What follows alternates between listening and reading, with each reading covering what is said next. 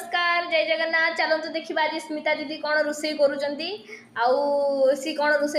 देखा। चल स्मिता दीदी आज कौन बनाऊँगी सांग मैंने सी केमी रोषे बनाऊँगी आज कौन रांधुच स्मिता दीदी?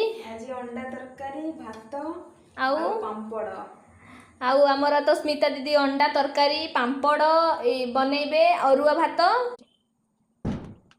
गैस कड़ी बसला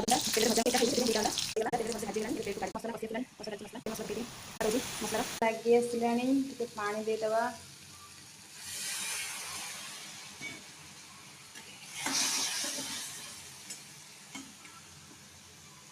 कलर भी बढ़िया आसलानी एबे अंडा और आलू मुझे एका बेले पकई दूसरी पर भी पकईले चलो किंतु एका बेले पकईकि मिक्स कर दूसरी अंडा कषा हो कहीं मुझे आगुरी प्रेसर अंडा आलू को ना